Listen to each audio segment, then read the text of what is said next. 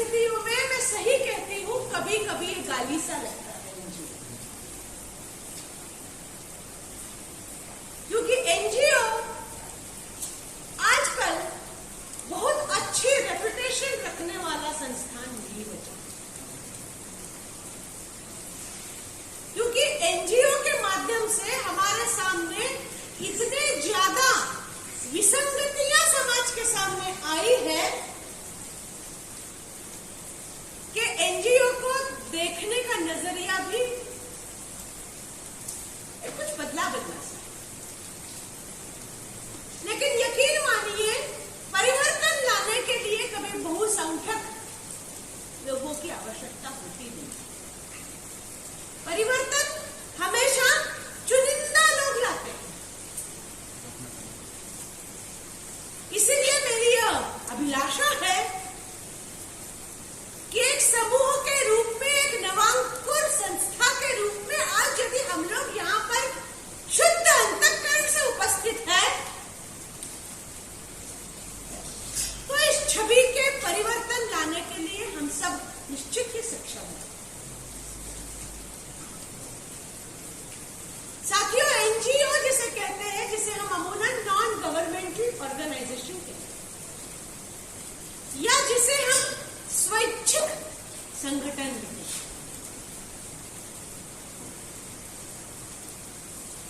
अपने दिल पे हाथ रखकर हम बात करें कि स्वैच्छिक शब्द थोड़ा अजीब सा लगता है, क्योंकि जैसे ही हम स्वैच्छिक संगठन के अंदर आ जाते हैं, कहीं ना कहीं हम सबसे पहले यह देखने लगते हैं कि ग्रांट कहां से मिली, और यहीं से इस एनजीओ सेक्टर की विसंगतियां आरंभ होती हैं। जबकि यह एक मेरी पूर्ण श्रद्धा है कि बहुत ही पावन ऐसा प्रयास है स्वैच्छिक संगठन, और हम सबने यह देखा है कि बिना अनुदान के स्वैच्छिक संगठन ज्यादा सक्षम, सफल और सार्थक सिद्ध होते हैं। लेकिन अनुदान, ये जिसे इकोनॉमिक ग्रांट बोलते हैं, वो एक अनिवार्यता भी बन जाती है। कोई भी संस्थान चलाना इतना महज आसान नहीं होता। तो आज जब हम इस एनजीओ के संरचना की बात करते हैं, तो इसके उद्देश्य के सफल पूर्ति के लिए जो जो बातों को सोचना चाहिए, उन पर मैं थोड़े समय के लिए आपसे चर्चा करूं। तो सर्वप्रथम इस शब्द को बहुत गौर से सोचिए। स्वैच्छिक संगठन, स्वेच्छा से किया जाने वाला कार्य। तो सबसे पहला मेरा आप लोगों से अनुरोध है कि हम सबको क्या देखना चाहिए कि हम जब इस विचार से एकत्रित होते हैं, तो क्या हमारे एकत्रित हुए लोगों का समूह एक साथ सोचता है? अधिकांश में मैंने देखा शुरू होता है और बाद में उसी समूह के दो टुकड़े हो जाते हैं। क्यों? क्योंकि हमारे इंटरेस्ट जो शेयर होते हैं वो कहीं ना कहीं कॉन्फ्लिक्ट की मोड में आते हैं, संघर्ष की मोड में आते हैं, क्योंकि स्वाभाविक है दो व्यक्तियों के स्वभाव नहीं मिलते। तो एक बड़े संगठन में जब हम एक विचारधारा से काम करते हैं, तो उसमें मत भिन्नता स्वाभाविक है। लेकिन दुर्भाग्य से यह मत भिन्नता मन भिन्नता में परिवर्तित हो जाती है और हम अपना बना लेंगे ये भाव में नहीं होगा। तो कोई भी बात, कोई भी एनजीओ को खड़े करने के पहले मैं समझती हूं कि भरपूर समय लीजिए। Think 10 times before you enter into an NGO sector. 10 बार सोचिए। आज जोश जोश में हम 5-7 व्यक्ति बैठे और बोले कि चलो चलो अपन एक संगठन बनाते हैं, और कल से हमने लिखा पढ़ी शुरू करी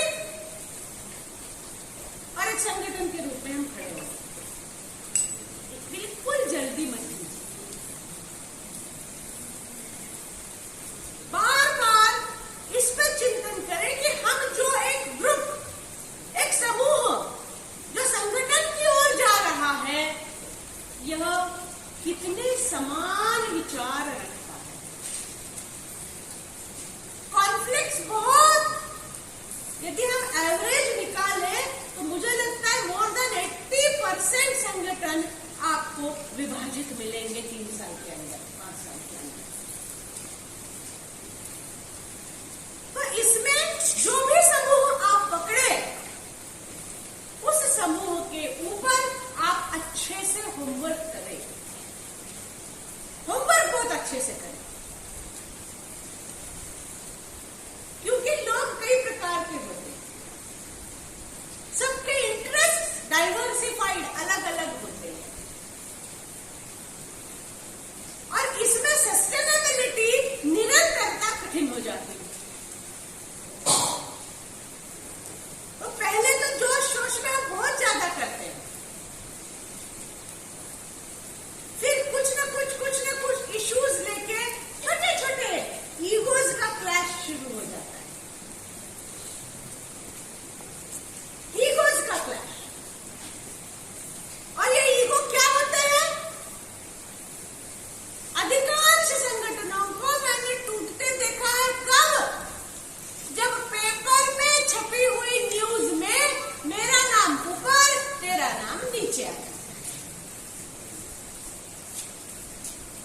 यदि अपने नाम के ऊपर, जिसको मैं झालर कहती हूँ, झालर लगी हुई है, और बहुत ईमानदारी से कहती हूँ, अपना नाम छपा है कि नहीं हमें ज्यादा बारीकी से देखते हैं, लोगों को फिक्र नहीं रहती। मगर वो आया नहीं था, उसका नाम आगे लिखा, और हम शुरू से लगे हैं मेरा नाम 3 नंबर पे। ऐसा ईगो, और वो ईगो जो है वो विवाद में परिवर्तित हो जाता है। इसीलिए सबसे पहले यह देखिए कि जो भी संगठन हम बनाने जा रहे हैं, उसमें हम हमेशा एक सी सोच की, वेवलेंथ जिसे कहते हैं, विचार शैली जिसे कहते हैं, वो एक से हम लोगों की है अथवा नहीं। यदि पहले ही या दूसरे ही या 5वीं बैठक में वो बोले कि ऐसा करते हैं, हम अध्यक्ष बन जाते, तो समझ लीजिए इस आदमी से खतरा। जो यह शब्द कहे कि हम अध्यक्ष बन जाते हैं यार, फिर वो कहता है सुनो, तुम्हें हम ना सचिव बना देंगे। ये ग्रुप के अंदर ग्रुप तो तैयार हो ही गया ना। तो संगठन शुरू करने के पहले मेरा निवेदन है, बहुत बार 10 times think before you enter into venture। और अच्छा है, इसमें आप सफल होते हैं तो अगली सीढ़ी पे हम लोग आए, जिसे हम कहते हैं संगठन का संरचना करना। कोई भी संगठन हमेशा 3 tier होता है। एक जिसे हम संस्थापक सदस्य कहते हैं, फाउंडर मेंबर्स।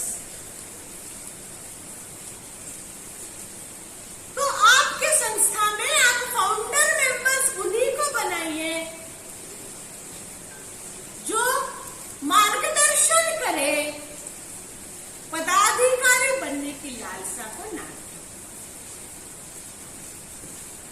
क्योंकि फाउंडर मेंबर संस्थापक सदस्यों के नीचे आ जाते हैं, जिसे हम कहते हैं बोर्ड ऑफ डायरेक्टर्स या एडमिनिस्ट्रेटिव बोर्ड, जिसमें आपके पदाधिकारी आते हैं, है ना। आजकल तो मार्गदर्शक मंडल बहुत बड़ा जोक सा है, लेकिन उसमें रहने में बिल्कुल डरिए मत। यदि आपकी सोच ईमानदारी की है और संगठन में होने वाली त्रुटियों को आप व्यवस्थित लाइन पे ले जा सकते हैं, तो आप उसके गार्जियन बनिए।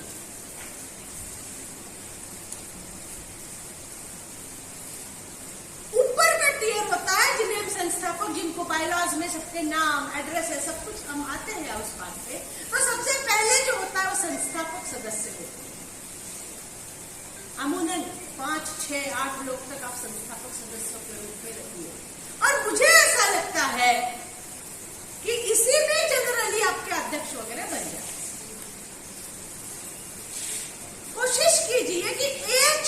बॉडी जो है यह केवल गाइडिंग फोर्स बने, आपदा प्रबंधन का काम करे, क्योंकि संस्था में डिजास्टर बहुत आते हैं।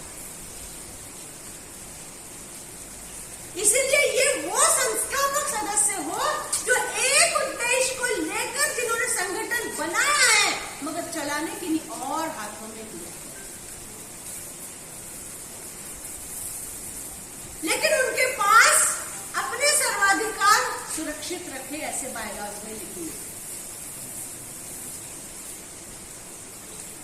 क्योंकि उसके आगे आते हैं तो हम संरचना में पदाधिकारियों की बात करते हैं। पदाधिकारी हमेशा टियर 2 होता है, दूसरी सोपान, दूसरी सीढ़ी का फोर्स होता है, जिसे हम वर्किंग कमेटी भी कह सकते हैं। कार्य एक्चुअल करने वाले व्यक्ति जो होते हैं वो इस कमेटी में आते हैं,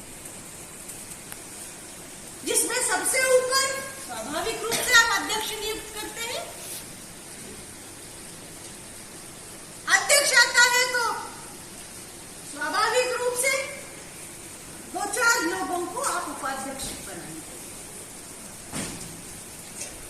जो अध्यक्ष की अनुपस्थिति में अध्यक्षीय कार्य देखेंगे।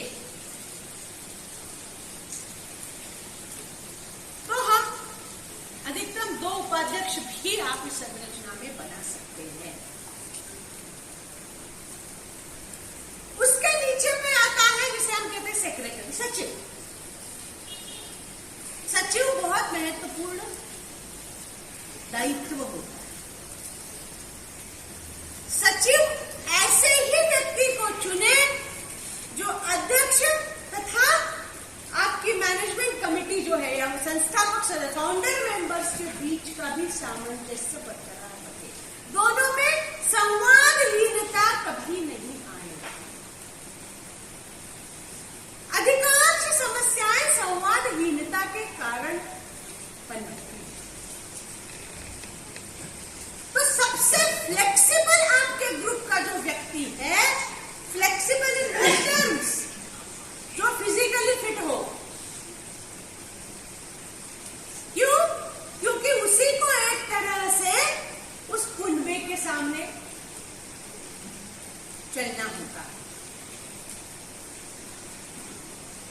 तो सचिव आपका वो हो जो ग्रुप में सबसे यंगेस्ट हो, थोड़ा एजुकेटेड हो,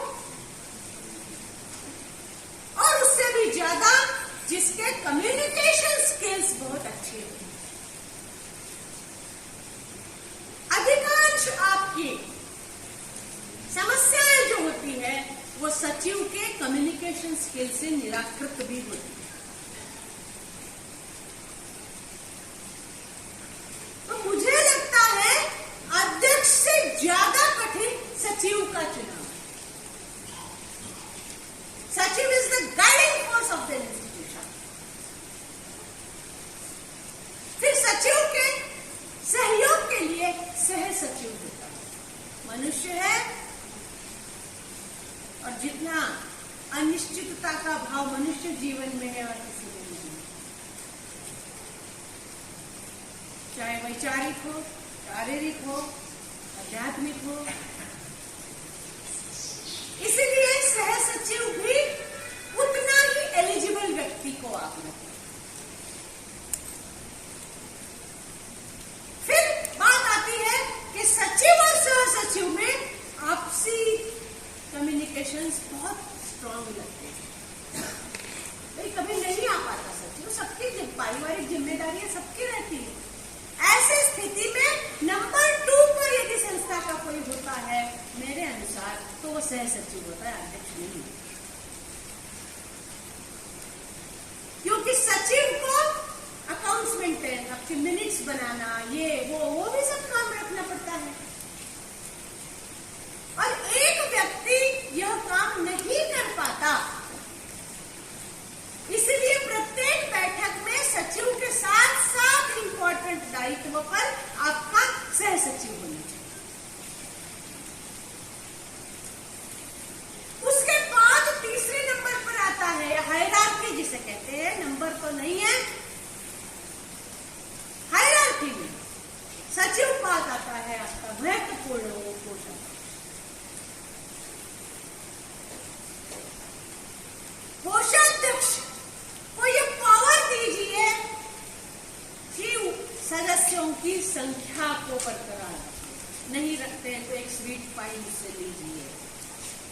इसीलिए उसका भी संवाद कौशल में प्रखर होना बहुत जरूरी है, क्योंकि सबसे कठिन होता है पैसा मांगना।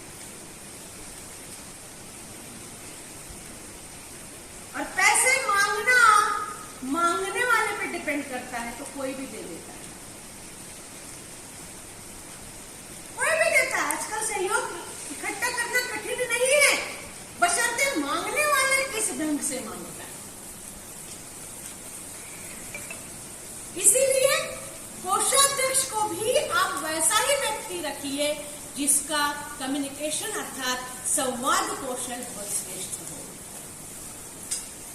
अध्यक्ष के साथ वो हर जगह जाएगा, फंड्स कलेक्शन का काम करेगा, इसके अलावा एक्सपेंडिचर स्टेटमेंट भी वही मेंटेन करेगा, ऑडिट भी आपका वही कराएगा, तो उसके थोड़े से समाज में संबंध अच्छे होने चाहिए। देखिए, अध्यक्ष सुनने को लगता है, लेकिन कहीं ना कहीं अध्यक्ष एक ऑर्नामेंटल पोस्ट भी है। इसीलिए अध्यक्ष का व्यक्ति गरिमामय होना चाहिए, क्योंकि वो संस्था का फेस है, लेकिन वर्किंग, एजाइल, एक्टिव आपको सेक्रेटरी और कोषाध्यक्ष है। इसीलिए इन व्यक्तियों का चयन संरचना का बहुत महत्वपूर्ण ऐसा पैमाना बन जाता है। यदि आपका संस्थान बड़ा है तो इस पदों के नीचे कोषाध्यक्ष के साथ साथ आप सह कोषाध्यक्ष भी रखिए, क्योंकि जो कोषाध्यक्ष के साथ कुछ हेल्प कर सके, थोड़ा बेसिक अकाउंट्स का जिसको ज्ञान है, और आजकल कंप्यूटर फ्रेंडली हो। कंप्यूटर फ्रेंडली उसका इसलिए होना जरूरी है कि ऑडिट सारी जानकारियां, जन अभियान भी आप नवांकुर संस्था हो, आपको ऑनलाइन मांगेगा, हाईटेक जन अभियान भी हो चुका है। तो ऑनलाइन इंफॉर्मेशन भेजने के लिए अपने किसी व्यक्ति को उसको पढ़ना बहुत जरूरी है। किसी टाइपिंग वाले के पास बैठ के इंफॉर्मेशन भेजने से अच्छा होता है आपका अपना व्यक्ति जो इस ऑनलाइन इंफॉर्मेशन को भेजे। डेटा भेजता है, स्टेक होल्डर्स भेजे जाते हैं, बेनिफिशियरीज की संख्या भेजनी पड़ती है, आजकल सब कुछ ऑनलाइन हो गया है। इसीलिए सचिव और कोषाध्यक्ष को कंप्यूटर फ्रेंडली होना बहुत ही ज्यादा जरूरी आजकल मोडालिटी हो गई है। निर्भरता मिनिमम हो, विश्वसनीयता बरकरार रहे, कल को कुछ इश्यू होता है तो वो ऐसा ना करे कि हमें क्या मालूम, हमने उसको दिया तो उसने भर के बेच दिया, तो लैक्यों की संभावना बन जाए। और विश्वसनीयता बरकरार रखना है तो आपको सचिव और कोषाध्यक्ष को कंप्यूटर फ्रेंडली हो, नहीं है तो संस्थापक सदस्य थोड़ा पैसा इनिशियल इन्वेस्टमेंट के रूप में खर्च करे तो उसको ट्रेनिंग दे। तो first tier founder members, second tier working committee जिसमें ये पदाधिकारी, थर्ड टीयर होता है जिसे हम ऑफिस मैनेजमेंट। अब देखिए, फाउंडर मेंबर्स ने बात शुरू की है संस्था को स्थापित करने, मगर वर्किंग में वो दूर है, क्योंकि वो कहीं ना कहीं मेरे आपसे ज्यादा व्यस्त लोग हैं, तो उनका समय देना इतना संभव नहीं होता, लेकिन उनका नाम हमको इनकैश करना है।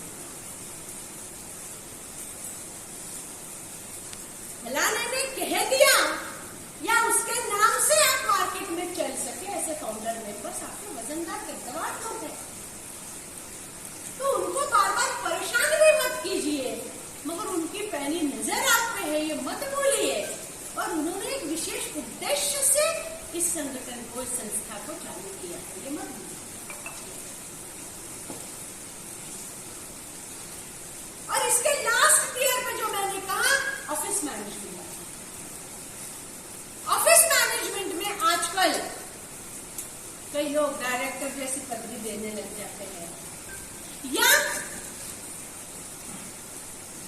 हम उनको एडमिनिस्ट्रेटिव ऑफिसर्स भी कहने लगते हैं।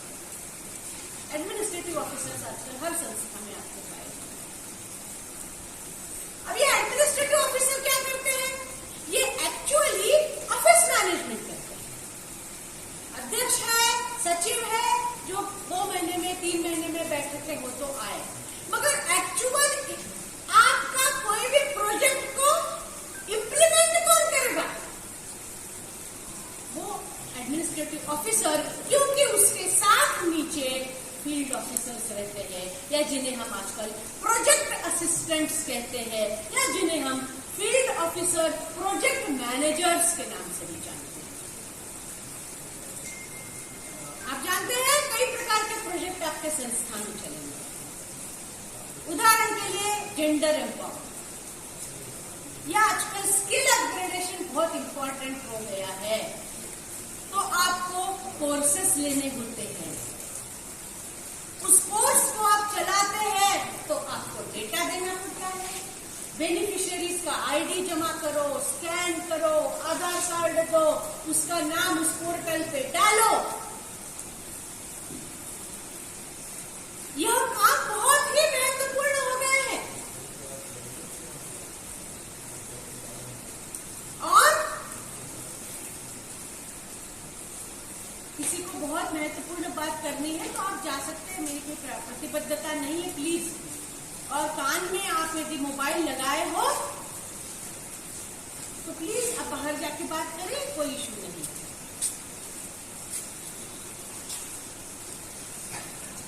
ये डेटा को फिल करने के लिए, क्योंकि ग्रांट्स आपको कैसी आती है? आजकल ट्राइमेस्टर ग्रांट आती है, टारगेट ओरिएंटेड काम हो गए सारे। तो प्रोफेशनल एनजीओ जिसे कहते हैं, जो नॉन प्रोफेशनल बॉडी है, मगर हम कहते हैं उसे प्रोफेशनल एनजीओ है। तो ऐसे एनजीओ को डाटा मेंटेनेंस, हिसाब रखना बहुत महत्वपूर्ण है। और फिर फील्ड ऑफिसर्स आते हैं जो अपने अपने फील्ड में, क्षेत्र में काम करते हैं। प्रश्न उठता है कि how to initiate an NGO. NGO को आप इनिशिएट कैसे करेंगे? तो सबसे पहले आपको पता है बायलॉज बनाते हैं, और हम सबको पता है non profit company section 8 registration process under the section of companies act 2013। इसके सेक्शन 8 में आप अपनी संस्था का रजिस्ट्रेशन करते हैं। रजिस्ट्रेशन करना मतलब क्या? कोई भी संस्था तब तक वैलिड नहीं मानती जब तक वो रजिस्टर्ड सोसाइटी एक्ट में आजकल है, सेक्शन 8। अब उसके लिए सबसे पहले आप अपने बायलॉज का गठन करें, नियमावली। फिर से मैं बात आती हूं कि नियमावली गठन करना, मुझे लगता है फाउंडर मेंबर्स पे छोड़िए।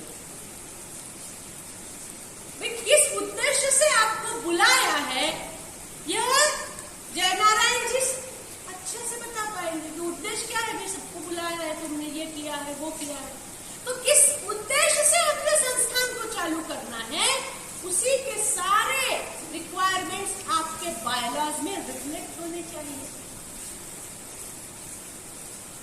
आजकल का क्रेज है बहुउद्देशीय, सब डाल देते हैं, पर्यावरण, नारी शिक्षा, और क्या, नशाखोरी, शिक्षा, कॉलेज, नौटंकी, नाटक, सब अंदर फ्लेक्सिबल बनाने के लिए। अच्छी बात है, यदि आप इतना मैनेज करते हैं तो अच्छी बात है, बहुत अच्छी बात है। लेकिन ध्यान रखिए कि किसी भी प्रकार के एनजीओ को बायलॉज बनाते वक्त हमारे उद्देश्य तो क्लियर है, कि हम किस उद्देश्य से करेंगे। उदाहरण कि आपको स्कूल कॉलेजेस खोलना है, तो उसमें पर्यावरण और नारी शक्ति और डालने की कोई आवश्यकता नहीं है। आप किसी एजुकेशनल इंस्टीट्यूट को चालू करने के लिए कोई कर रहे हैं, है ना, बीटीआई करते हैं, आजकल स्किल अपग्रेडेशन में ट्रेनिंग सेंटर सब खोलते हैं। तो अपने उद्देश्य क्योंकि क्लियर हो, इसलिए बायलॉज बिना फाउंडर मेंबर्स के नाम है। बायलॉज की कॉपी आपको लगती है, फिर सबको मालूम है जितने आपके मेंबर्स हैं, फाउंडर मेंबर्स, उनके नाम जाएंगे, आजकल उनकी आईडी जाती है, आधार कार्ड जाता है, फोटोग्राफ जाता है। नियम तो यह भी कहता है कि फर्स्ट रजिस्ट्रेशन सोसाइटी वाले उनका पुलिस वेरिफिकेशन भी करते हैं, आपके ऊपर कोई भी किसी भी प्रकार का मामला लंबित ना हो। बहुत लोग कहते हैं कि बासी कछु नहीं हो रे भी तो उसका। यदि मामला किसी भी प्रकार का लंबित है तो लिखिए।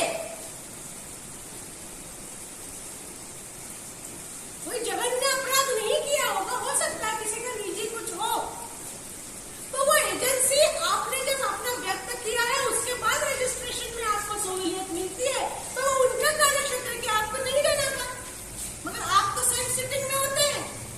क्योंकि बाद में कहीं ग्रांट मिल गई, कहीं कुछ हो गया और आपके ऊपर यदि कोई मामला लंबित है कि शिकायत कोई करता है, तो आपका संस्थान ब्लैकलिस्टेड किया जा सकता है। इसीलिए फाउंडर मेंबर्स अपनी विचारधारा को ध्यान में रखते हुए, बायलॉज देखते हुए, जो भी आगे अपनी वर्किंग बॉडी में सदस्य को एक्सपांशन कहलाया ये करता है, तब उनके थोड़ी सी पृष्ठभूमि बैकग्राउंड के बारे में जरूर जाने। और बैकग्राउंड जानने में सबसे पहला मैं मानती हूँ वो है उस व्यक्ति का संवाद कौशल देखना। अच्छा है कि नहीं, इगोइस्टिक है तो उससे दूर रहना, छोटी छोटी बात पे ईगो करता। जो आदमी बताए 56 की झालर में मेरा नाम 51 का है, 53 का है कि 52 का है, ये खोज खोज के गिनता है, वो एनजीओ के लायक नहीं। लेकिन यही होता है, यही होता है। अधिकांश संस्थाओं को टूटते मैंने केवल इस बात से विवाद से रखता है कि फलाना नहीं आया था, अरे वो पिछले 10 प्रोग्राम में आया है, यदि 11वें नहीं आने के बाद भी उसको ना, तो उसको कोई बुकर इनाम नहीं मिलने वाला, मगर इसको ईगो पॉइंट बनाते हैं कि वो और से फिर हमको बहुत जल्दी रिश्ते जोड़ने का बहुत शौक रहता है। वो उसका खास है ना, उसकी दम है, उसका नाम हटा। इस प्रकार की टिप्पणियां करके हम अच्छे खासे चलने वाले संस्थान में बाधाएं उत्पन्न करते हैं। तो बायलॉज जब बनाए तो व्यक्ति की पृष्ठभूमि को आप देखें थोड़ा सा,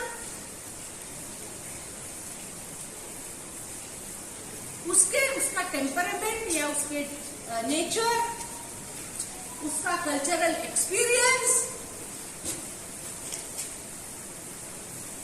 कुछ हमने देखे हैं कि जिनके पास हर एक संस्था में होने का पेटेंट खरीदे हुए लोग हैं।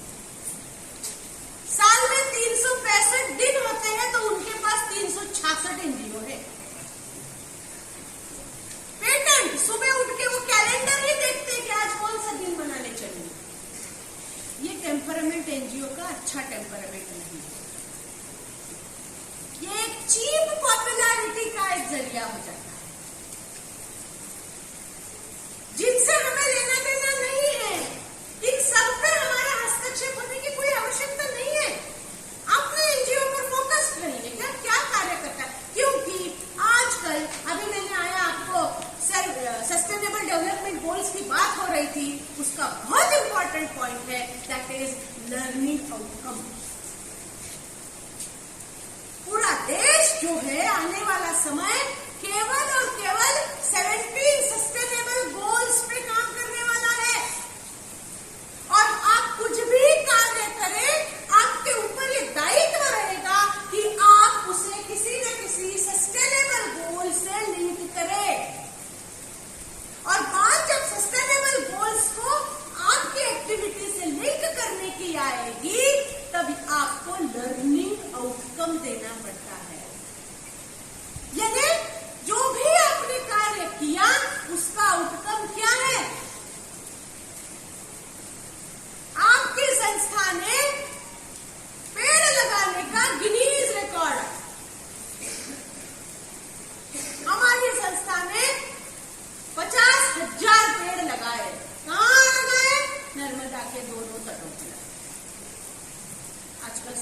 फ्लडिंग भी होता है। 5 साल बाद लगे थे यार, कल तक थे वो, एक बाढ़ आई।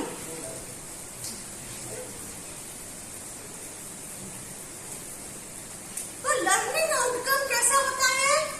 Learning outcome is an accessible tool, countable tool में आता है लर्निंग आउटकम, हमेशा याद रखिए संस्था का। और ये इसलिए याद रखना जरूरी है कि पूरे संरचना में इसके ओरिएंटेड लोग नहीं हो तो रिजल्ट नहीं मिलेगा। It is not a qualitative tool. Learning outcome हमेशा क्वांटिटेटिव रहता है, यानी आपको प्रतिशत में आपकी सफलता को गिनवाना पड़ता है, क्योंकि एनजीओ का दुनिया बदल गई। एनजीओ ऐसा सिंपल टास्क नहीं रहा कि हम 4 बैठ के नवयुवक काले मंडल बना दिए। मतलब मेरा कोई नवयुवक से नाम लेना देना नहीं है, वो जुबान पे आया इसलिए मैंने बोला। मुझे नवयुवक वालों से कोई गिलाशिकवा हुआ नहीं। यदि इसमें कोई हो तो आप इसको विरोधी मान सकते हैं। इसलिए अधिकांश देखो, अचानक गणेश उत्सव, बहुत नाम मिलेगा।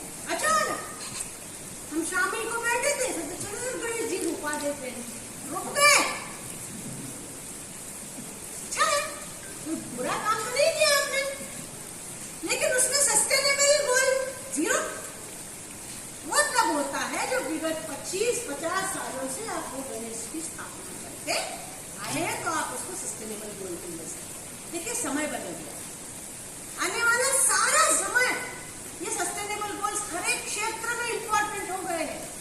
आपको शायद नारायण जी ने समझाए होंगे 17 पॉइंट्स है, उसमें न्यू एजुकेशन पॉलिसी, जिसे नेशनल एजुकेशन पॉलिसी कहते हैं, काउंटेबल्स है। तो संरचना के वक्त यह बातें ध्यान में रखें, इसलिए व्यक्ति का चयन अच्छे। एक और बात होती है कि इसके प्रबंधन करने के लिए पहले अपन बात संरचना की पहले कर ले, तो यह 4th टियर जो है आपका फील्ड ऑफिसर्स का, इनको भी कंप्यूटर फ्रेंडली होना जरूरी है, क्योंकि एक्चुअली डाटा एंट्री यही लोग। ठीक है, तो आप जब बायलॉज बना के रजिस्ट्रार ऑफिस जाते हैं, आजकल जिले में भी होने लग गया है रजिस्ट्रेशन, ऑनलाइन होने लग गया है रजिस्ट्रेशन, उसमें सारे एंट्री रिक्वायरमेंट क्या है, पहले आपको अटैचमेंट बना के आपको लिंक बनानी पड़ती है। तो आपके बायलॉज को स्कैन करके उसकी लिंक बनाइए, और आप लिंक क्लिक करके तो आपके बायलॉज को नाम उसमें हो, अंडरटेकिंग होता है कि 2 बड़ी किसी के ऊपर कोई लगता नहीं है, जुर्म कहीं भी किसी भी थाने में कोई पेंडिंग नहीं है किसी भी प्रकार का। फिर बायलॉज के साथ साथ आपको बहुत महत्वपूर्ण बात आती है, वो आपका ऑफिस। आपको पता नहीं होगा, जहां पर भी आप अपना ऑफिस बनाते हैं, उस ऑफिस को किराए पे यदि है या भी स्वयं का है, तो भी एक एनओसी की कॉपी लगती है। जहां पर भी आप अपना ऑफिस स्थित करते हैं, उस मकान मालिक से एक एनओसी लगता है, जो एक इंपॉर्टेंट डॉक्यूमेंट हो गया है आजकल।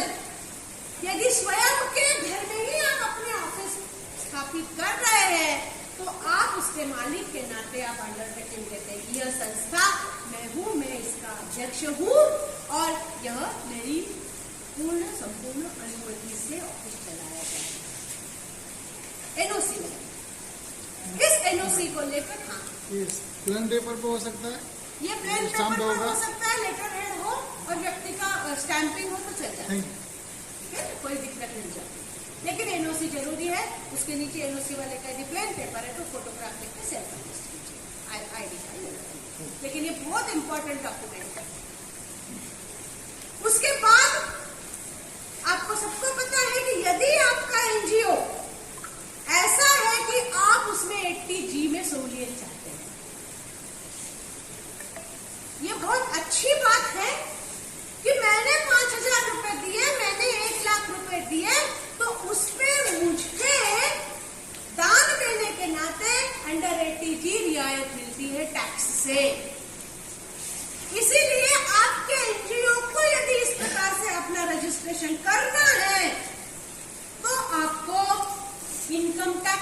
कमिश्नर को लेटर लिखना पड़ता है। पैन नंबर तो लेते ही है सब लोग, एनजीओ को भी आजकल पैन नंबर लगता है। तो आपको एनजीओ फॉर्म नंबर 10G इसका नाम है। 10G फॉर्म नंबर होता है as per Annexure 29 to the Commissioner of Income Tax for registration। Commissioner income tax को आपके रजिस्ट्रेशन के इमीडिएट 1 साल के भीतर आप अप्लाई करिए। तो इनकम टैक्स कमिश्नर से यह एनेक्शर फॉर्म 10G लगाने के बाद आप क्या मिलते हैं? You get A registered under section 80G। तो आपको जो मिलने वाले दानदाता है उनसे फायदा होता है। आप लोगों को अधिक से अधिक दान के लिए प्रेरित भी कर सकते हैं, क्योंकि आपको इनकम टैक्स रिबेट मिलेगा। तो मैं एक दान देना चाहती हूँ 1 लाख रुपए, चाहती नहीं हूँ लेकिन ये भी तो मैं वही संस्था ढूंढूंगी जिससे मुझे 80G से बेनिफिट मिले। ठीक है ना? तो अच्छा रहता है कि आदमी जब इनकम टैक्स भरता है तो वो उसको उसमें रिबेट मिलता है। तो इनकम टैक्स कमिश्नर के पास आप इसका ये कर सकते हैं। एप्लीकेशन जो होता है send it triplet to the commissioner. Commissioner को 3 कॉपियों में आपको एप्लीकेशन लगाना है। उसमें क्या है? सबसे पहले संस्था का रजिस्ट्रेशन सर्टिफिकेट। याद रखें, रजिस्टर्ड संस्था के फर्स्ट ईयर में आपको 80G की सहूलियत मिलना आसान होता है। आसान होता है, बाद में नहीं मिलती ऐसा नहीं है, लेकिन फर्स्ट ईयर में ही रजिस्ट्रेशन होने के साथ आप अप्लाई करते हो, क्योंकि आपके पास तब तक कोई अकाउंट्स इनकम्स होती नहीं। तो इनकम टैक्स कमिश्नर आपको अच्छा सुविधा से 80G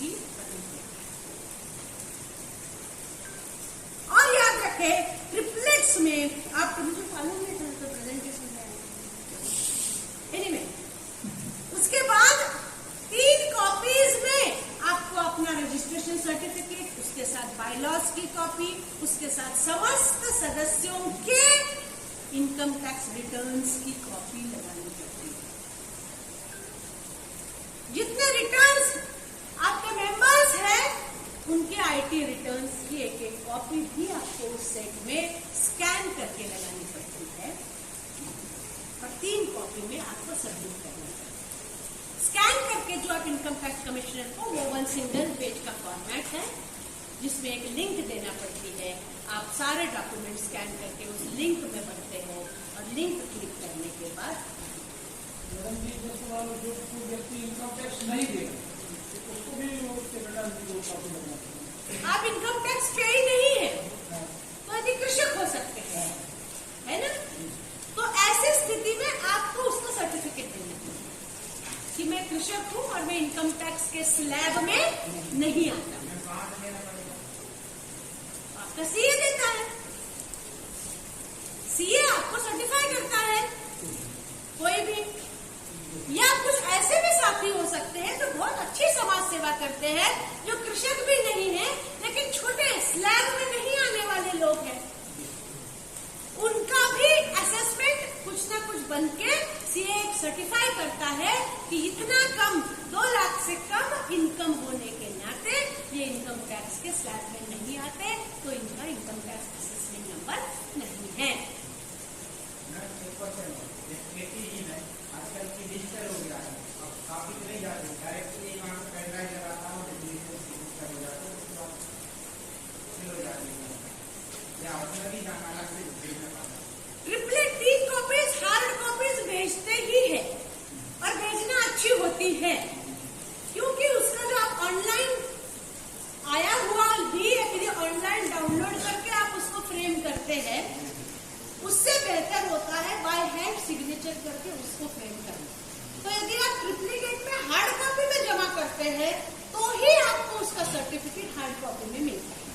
यदि ऑनलाइन, मैंने कहा ऑनलाइन तो करना ही पड़ता है, तो सर्टिफिकेशन भी, आपका रजिस्ट्रेशन भी ऑनलाइन ही आता है, जो आप डाउनलोड करते हैं।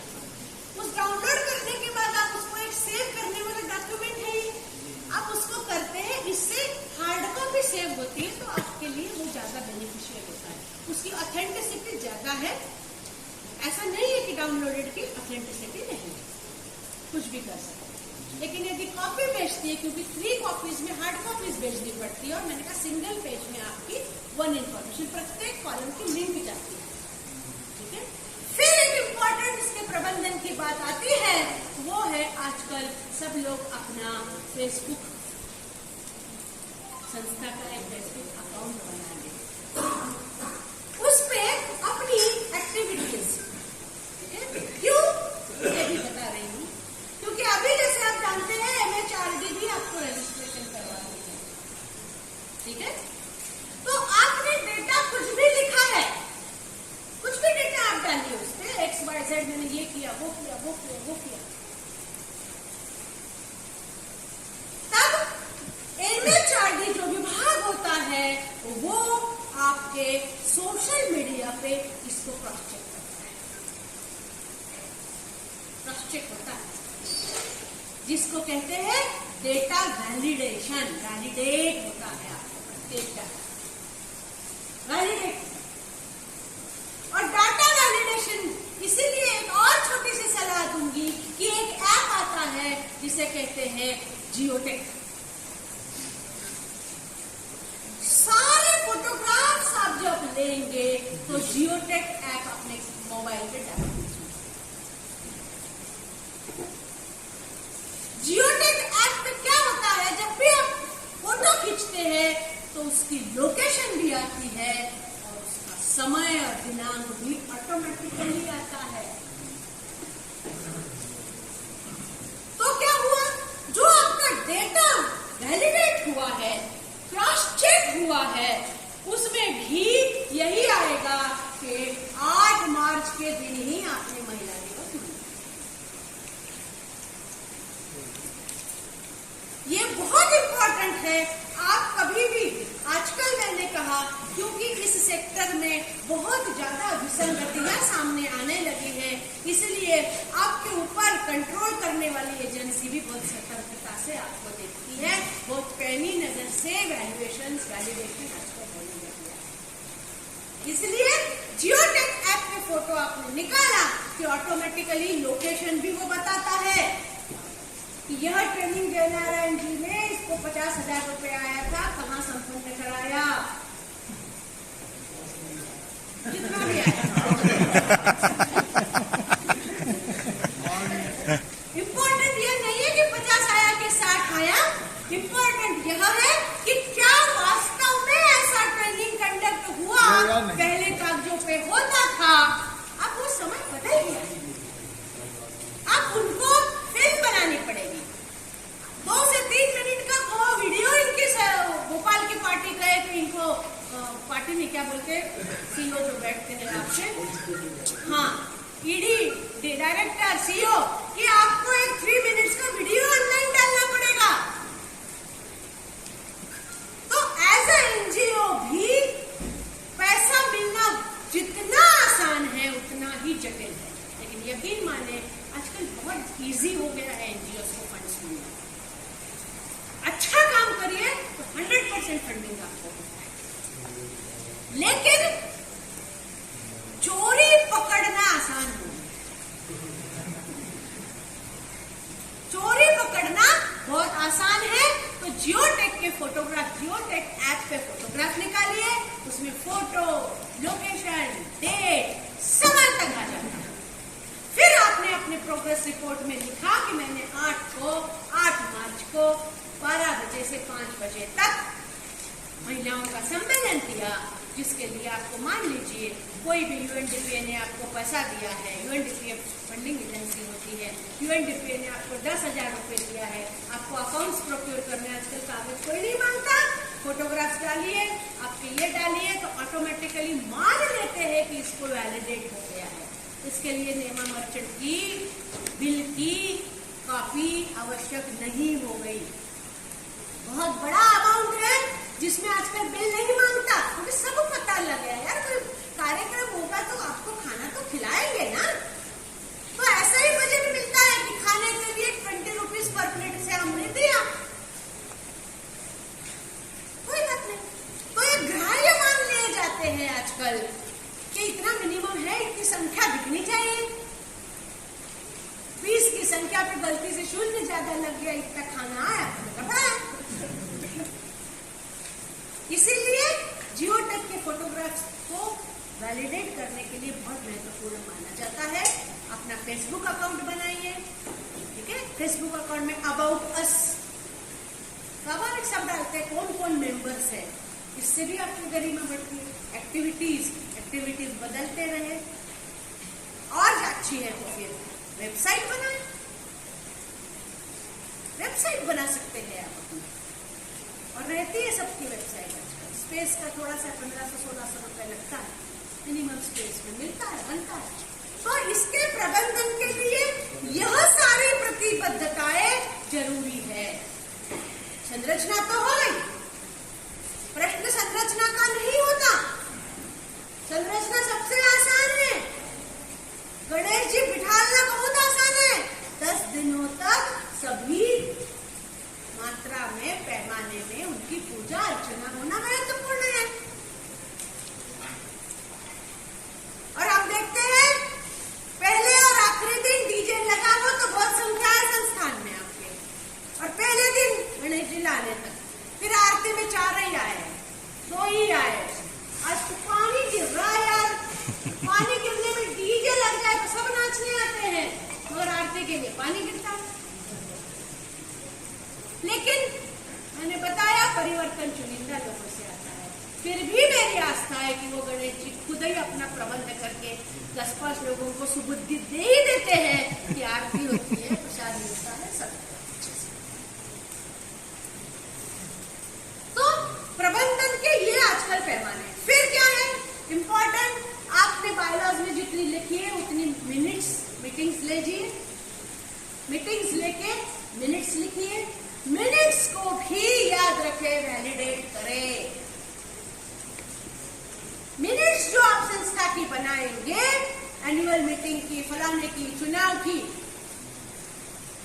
उसकी एक कॉपी अपने फेसबुक पे या पे तो डालना ही चाहिए। लेकिन मेरा आपसे सलाह है, क्योंकि यह भी लड़ाई का बहुत बड़ा इशू होता है, विभाजन का इशू होता है, मिनट्स की कॉपी को पोस्ट करके किसी को कुरियर से रसीद में चिपका के अपने कागज पे बाई पोस्ट हार्ड कॉपी जरूर भेजिए। मिनट्स लिखिए, मिनट्स को अगले मीटिंग में पढ़ते हैं तो वैलिडेट हो जाते हैं, सर्वसम्मति से मिनट्स को भी पास करते हैं, पुराने मिनट्स को, ये तो पता ही होगा सबको। लेकिन उन मिनट्स को, क्योंकि बहुत से लोग कहते हैं क्या लिखो हमें पता ही नहीं लगी, ऐसा तो कहीं नहीं थी, ऐसा हुआ ही नहीं था, ये समझते छोटे छोटे मिनट ईगोज होते हैं। तो जो मिनट्स होते हैं एक कुरियर कर दीजिए, ये सचिव का काम है, अपना कर ले, मिनट्स लिखे, उसको वैलिडेट करे अगले बैठक के। लेकिन उसके पहले मिनट्स लिखने के बाद उसको एक कुरियर करके सबके पोस्टल एड्रेस पे भेजिए, और जो भेजा है आपको वो अपने रजिस्टर के पन्ने में उसके ठीक उसका जो रिसीट है, उस रिसीट को चश्मा करते। ये बहुत अच्छी आदत है, मिनट्स को चीजें। अब प्रबंधन में बाकी बहुत सी चीजें होती है, आपको पता है, समय देखते खाना आ चुका है। इसको ध्यान में रखते हुए प्रबंधन की बातें, बाकी बातें हैं, रेगुलर मीटिंग्स हो, मिनट्स मेंटेन हो। तीसरा, रसीद बुक। भले ही 50 रुपए साल आप किसी से रसीद लीजिए, लेकिन रसीद बुक से प्रत्येक सदस्य से अपने पैसे जरूर लीजिए। डोनेशंस बताइए कहाँ से मिले, उसका रिकॉर्ड मेंटेन जरूर करें, क्योंकि अज्ञान भगवान जी आके घड़ा भर गए आजकल एक्सेप्टेड नहीं है। कोई भी आपको 500 रुपए, 1000 रुपए, 2000 देता है, उसको एक रिसीट उसमें आपका टैबलेट होता है, इनकम। अच्छे काम कीजिएगा, एनजीओ का भाव मन में रखना, एक पवित्र आपके होने का संकेत है। आपके मन में ये भाव भी उत्पन्न आया है ना कि हम एनजीओ के माध्यम से, क्योंकि एनजीओ बहुत बड़ा माध्यम है भाई समाज को कुछ देने, समाज के लिए कुछ करने का। बहुत अच्छा भाव, यदि आपके मन में भाव ही आया है, इससे मतलब आपके अंदर भी बहुत सात्विक भाव पनप रहे हैं। इसको खाद पानी दीजिए, अपने अंदर के इस भाव को जो आज अंकुर के रूप में यहाँ उपस्थित है, उस अंकुरित बीज को बड़ा वृक्ष अपने अंदर अपने हृदय स्थल पर बनने दीजिए। उसके फलदार ऐसे इस वृक्ष को अच्छे अच्छे फल आए, समाज जिनका रस ले, समाज परिवर्तन हो, हम लोग सब एक अच्छे समाज की ओर अग्रसर हो। यही मेरी आप सभी को शुभकामनाएं।